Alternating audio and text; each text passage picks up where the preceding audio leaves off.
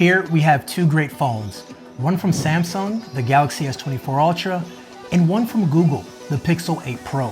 Both phones in their own right are amazing, but each phone does something better than the other phone. And I'm going to answer which phone is better for you. Hey, it's Kevin the Tech Ninja here, and I've been using both phones for a while, so let me tell you what I think. So starting off with design, the S24 Ultra has a design where you may love it or hate it, whereas the Pixel 8 Pro has a very familiar, safe design. The S24 is like a square, like SpongeBob, and the edges can be a bit sharp.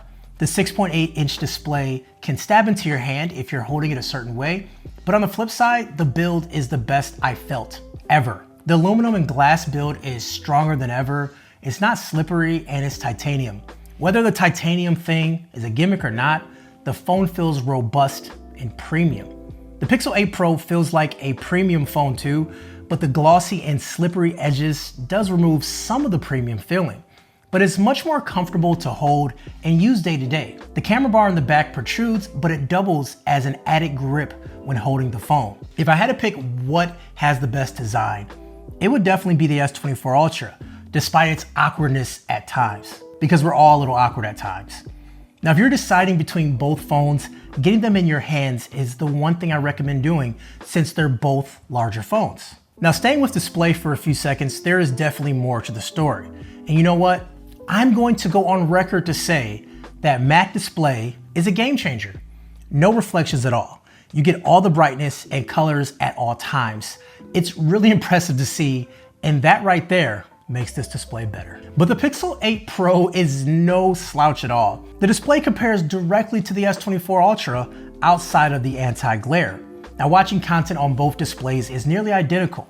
Viewing photos and even smoothness when scrolling on the high refresh displays are the same. So big ups to Pixel 8 Pro, which has a great screen on it, but it's being compared to new technology that I love, and that's gonna be a little tough.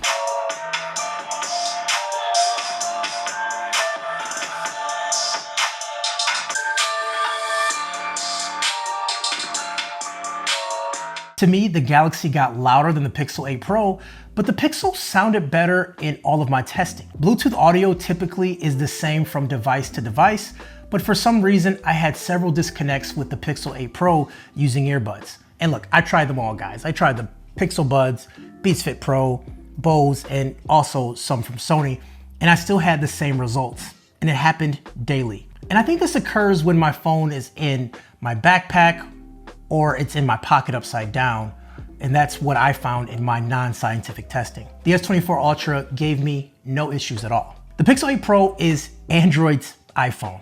The software and hardware is made in-house, and you have their own chip, which is called Tensor. Also, the Pixel's Android software, which is unique to just stock Android, if that's even a thing anymore.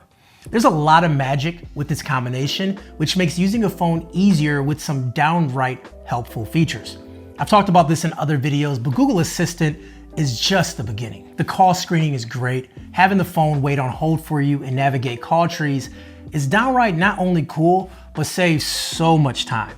Now, the newest update gives you access to Gemini natively on the device. What are the best type of flowers for Mother's Day? And can you put those in a chart for me to compare? Absolutely. Here's a chart of popular Mother's Day flowers along with their meanings. Flower type, meaning, pros. You also have Circle to Search, which gives you the ability to look up anything just by circling it on your phone.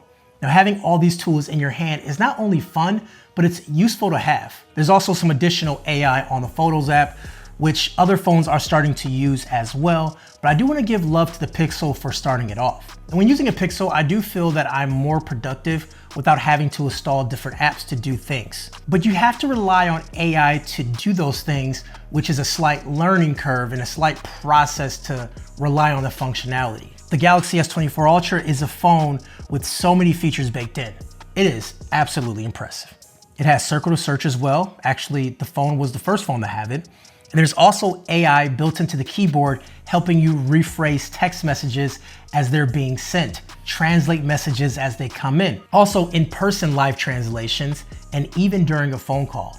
It's not perfect, and when trying to do live translation over a phone call, the person hung up the phone because they were confused. But I think as time goes on and more people have these tools, they will be more commonplace. Also, I do love voice memo where I can just start talking and saying things I want to do, and it actually makes it in a coherent list for me. This phone also has AI photo editing just like the Pixel, but I do think the Pixel does it a little bit better. If you travel, the S24 Ultra is a better phone overall, but day to day, the Pixel has features that you cannot beat nor replace with even extra apps. When we talk about bang for the buck, the Pixel 8 Pro is $1,000 for 128 gigabytes of storage and $1,060 for 256 gigabytes of storage. The S24 Ultra is $1,300 for 256 gigabytes of storage and around $1,400 for 512 gigabytes of storage. You know, we do have to talk about ecosystem, and the Pixel does have the Pixel tablets, but it really doesn't benefit you by getting a Pixel tablet compared to like an iPad or something else. Whereas Samsung does have a pretty solid ecosystem. They got smart tags, they have smart things, and then obviously you have their washer and dryer, their appliances, everything plugs into this smart things ecosystem. And smart things actually sort of has been having a glow up lately now that it supports Matter.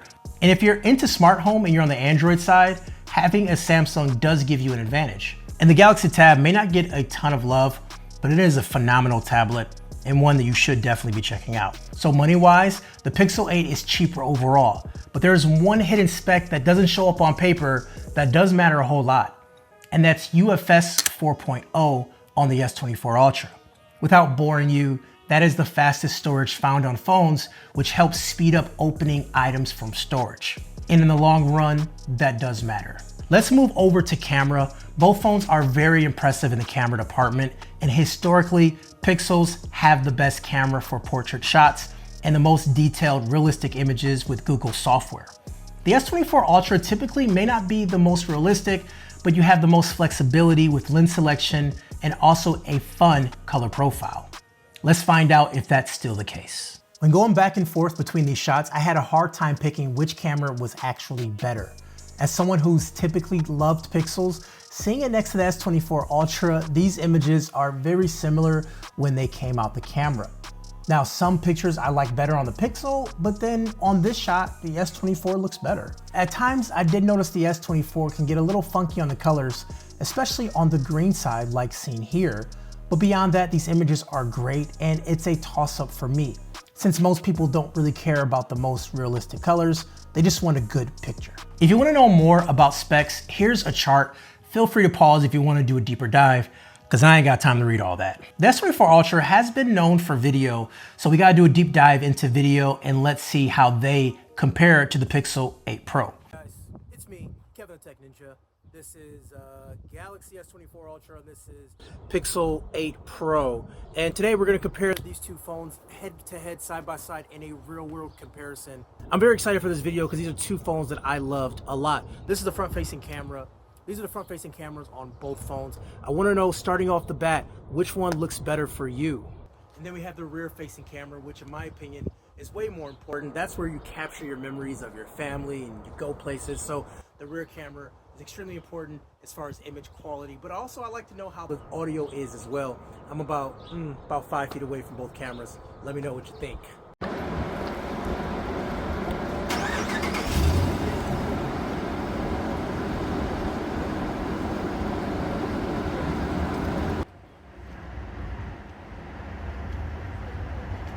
Now, feature-wise, the S24 Ultra can shoot up to 8K resolution, and honestly, I have never seen a point into shooting 8K.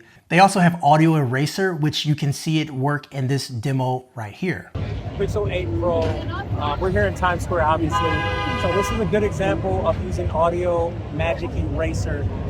Pixel 8 Pro, we're here in Times Square, obviously. So this is a good example of using audio magic eraser. There are many similarities between these phones, and no matter which phone you pick up, you'll have a great phone. When people ask me directly which phone they should pick, I tell them the Pixel 8 Pro due to the calling features and all that smart stuff, which makes your phone a lot easier. But me personally, I picked the S24 Ultra because of that screen and also the zoom lenses. Before you guys go, I did ask you guys, what do you think about both phones? And CopyPang83 essentially said that these are the best phones from Google and Pixel to date, and that they are someone who is in love with the Pixel 8 Pro, but they do miss the 10x zoom from Samsung. So you really can't replicate that zoom lens that Samsung provides. And if you're a person who travels a lot, being able to zoom into things is extremely helpful. I'd rather have a stronger zoom than have a marginally better camera, especially when it comes to traveling. You know, Snoring Viz replied to that, and they mentioned that they had the Note 10 Plus, but newer Samsung phones seem a little bit clunkier and not worth the price. They now have an 8 Pro, but they missed the Smart Tag functionality, but they hope it'll be fixed with Google's new Find My Device feature that was actually just announced. They love the AI features with the Pixel, but they also love the ecosystem with Samsung. You know, as I mentioned in the video, Samsung has a very strong ecosystem portfolio, and it is rivaling what Apple has, but I don't think they market it well enough, and they don't lock you into it, which is a good thing, but at the same time, it's easy to leave that ecosystem. Thank you so much for chiming in on this video. I'll be asking for your opinions very soon, so make sure you follow me on social and here on YouTube at Tech Ninja Speaks. If you want to know how the Pixel 8 Pro compares to the iPhone, you can check that video out here.